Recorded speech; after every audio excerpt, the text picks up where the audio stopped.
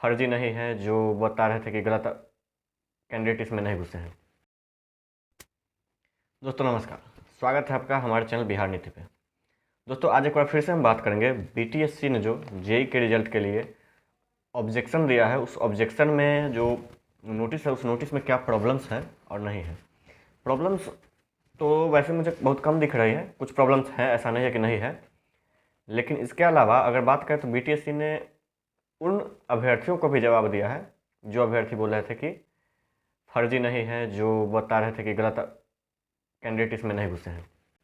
हालांकि ये है कि वो अभ्यर्थी भी दिल से मान रहे थे कि हाँ इसमें फर्जी है, लेकिन क्या है, अपना सिलेक्शन था उस रिजल्ट में और डर था कि अपना सिलेक्शन नहीं हो, इसलिए वो कोशिश कर रहे थे कि कैसे भी बात को घुमाया जाए और बोला जाए। तो बाकी बीटीएससी ने उनको ऐसा जवाब दिया है कि शायद वो दोबारा कम से कम इस बात पे तो नहीं बोलेंगे कि फर्जी नहीं है। तो चलिए बात करते हैं। दोस्तों सबसे पहले अगर बात करें तो सबसे ऊपर ही जो लिखा हुआ है इसमें नोटिस में आपको स्क्रीन पे दिख रहा होगा, उस स्क्रीन पे जब आप देखेंगे तो आपको दिख जाएगा कि कट ऑफ अंक से अधिक होने के कारण काउंसलिंग में पिछली बार जो नहीं बुलाए गए थे उन कैंडिडेट्स को भी बुलाया गया है।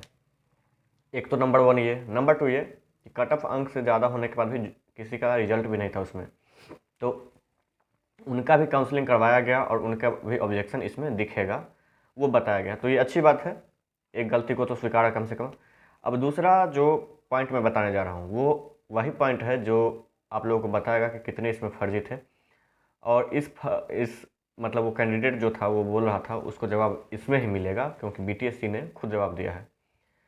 आगे बढ़ने से पहले आपको बोल दूंगा कि चैनल को सब्सक्राइब जरूर कर लीजिएगा। एक और वीडियो आएगा, अभी 2-3 वीडियो इस पर आएगा, जो कि आपको एक रेगुलर टाइम ऑफ इंटरवल के बाद आएगा। एक होगा तो शाम में आएगा, उसके बाद एक कल सुबह में भी आएगा, जो कि आपको कई मुद्दों पर बीटीएससी के बारे में आपको सजग भी करेगा और आपको बता देगा कि बीटीएससी किस प्रकार गलती कर रही है और उन गलतियों से कैसे आपको भी सीखने की ज़रूरत है और कैसे सतर्क रहने की ज़रूरत है।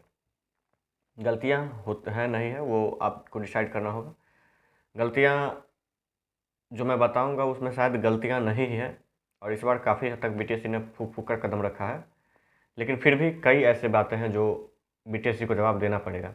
कुछ प्रॉब्लम्स आ रही हैं जो हमारे पास इंस्टाग्राम से लेकर टेलीग्राम पर भी पर्सनली लोग भेज रहे हैं, उसके बारे में भी आप लोगों को मैं बताऊंगा, और वो आपको शाम में वो वीडियो आपको मिल जाएगा, क्योंकि वो प्रॉब्लम्स अभी मैं मेजर समझता हूँ, उसके बाद डिस्कस करेंगे बाकी कट ऑफ वगैरह पे। तो सबसे पहले अगर मैं कहना चाहूँ आप लोगों को, तो सबसे पहले आप लोग जो शाम में आप लोगों को वीडियो मिलेगा वो वीडियो इसी बात पे मिलेगा कि जो प्रॉब्लम्स आ रही है उन प्रॉब्लम्स का क्या उपाय है और क्यों वो प्रॉब्लम्स कैसे सही हो सकता है या नहीं हो सकता है। तो आइए दोस्तों, सबसे पहले अब बात कर लेते हैं जो पॉइंट जो हमने आपको बताया था दूसरा, जिसमें कि बताया गया है कि वो कैंडिडेट जो बहुत उछल रहा था कि नहीं है फर्जी, उसको कैसे जवाब मिला है। इसका जब पॉइंट का ये सेक्शन आपको जो दिख रहा है उस सेक्शन को आप देखेंगे तो आपको दिखाई देगा, उसमें लिखा हुआ है कि इस अवधि में मतलब जो रिजल्ट का अवधि था उसमें है, वैसे अभ्यर्थी जिन अभ्यर्थियों के द्वारा पूर्व में काउंसलिंग कराया गया और रिजल्ट के पश्चात परिवाद के आलोक में, मतलब रिजल्ट के पश्चात जो आप लोगों ने वहाँ लेटर के द्वारा जमा किया, उन लेटर के बारे में बात किया जा रहा है आलोक में, आयोग के कार्यालय द्वारा सभी अभ्यर्थियों की संचिकाओं जो उन्होंने जमा किया था का पुनः जांच किया गया। जांचोपरंत विभिन्न कारणों से कतिपय अभ्यर्थियों को अयोग्य किया गया है। तो जो कैंडिडेट या फिर जो भी अभ्यर्थी जिन्होंने शिकायत किया था वहाँ कार्यालय पे, उनमें जांच के बाद बोला जा रहा है कि हाँ अभ्यर्थी गलत पाए गए हैं और उनको अयोग्य किया गया है।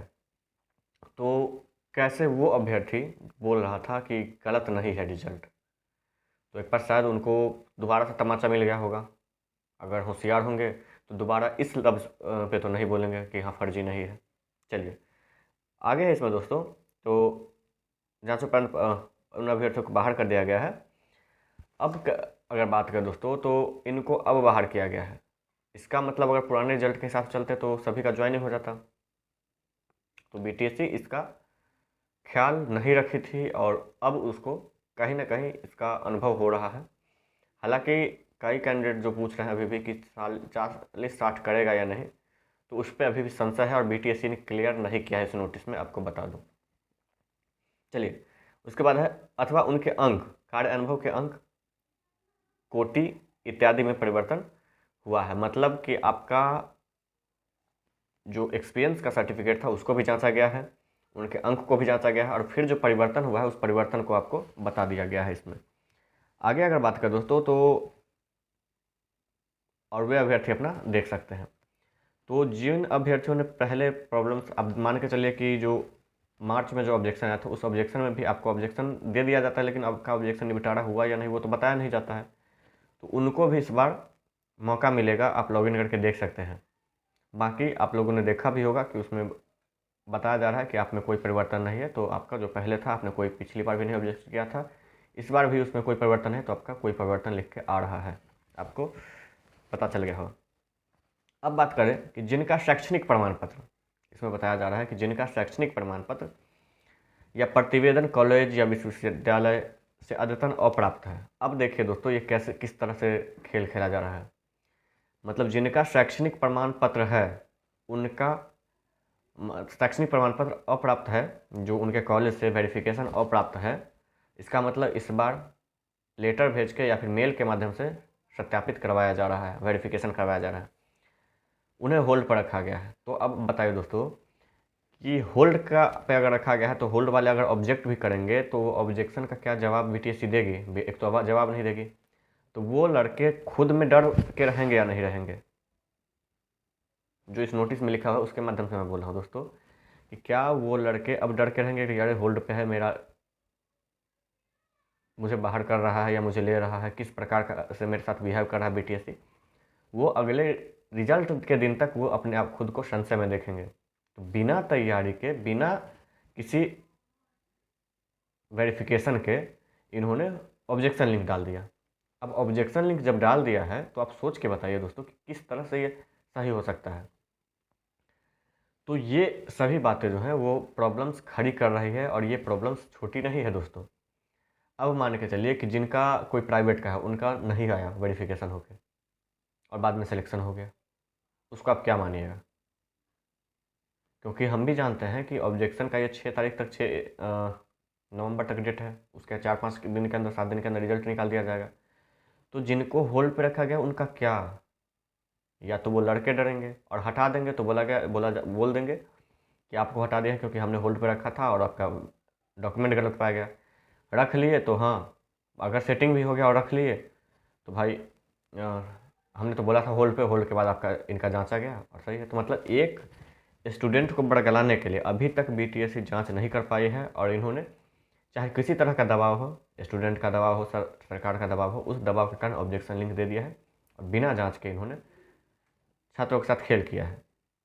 अब है दोस्तों एक और, जो 12 अक्टूबर को एक नोटिस नहीं, एक लेटर भेजा गया था सामान्य प्रशासन विभाग के, जिसमें कि उम्र को लेकर सुझाव मांगा गया था। वो हमने भी वीडियो बनाया था, वो वीडियो आप लोग जाके देख सकते हैं।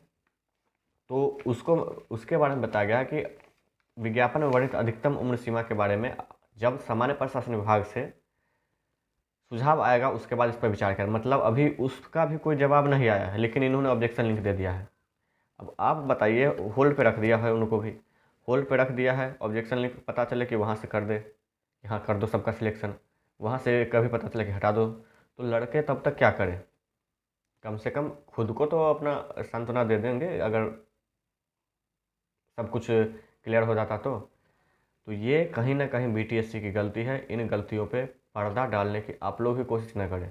वीडियो पे आप लोग कमेंट करें, जो करना है करें, लेकिन गलतियों पे पर्दा न डालें, क्योंकि ये आपके साथ साथ आपके भविष्य, आपके जूनियर्स के भी फ्यूचर के साथ खिलवाड़ किया जा रहा है। तो ये सब इसमें गलत पॉइंट्स थे जो मैंने आपको बताए।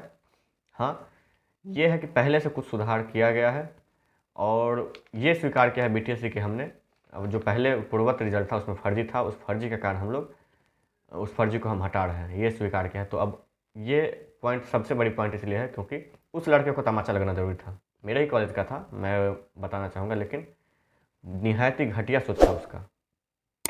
बाकी आप लोग ज़्यादा से ज़्यादा वीडियो को शेयर कीजिए, चैनल को सब्सक्राइब कीजिए, और कुछ पॉइंट उस पॉइंट के ऊपर मैं शाम में वीडियो लेकर आऊँगा।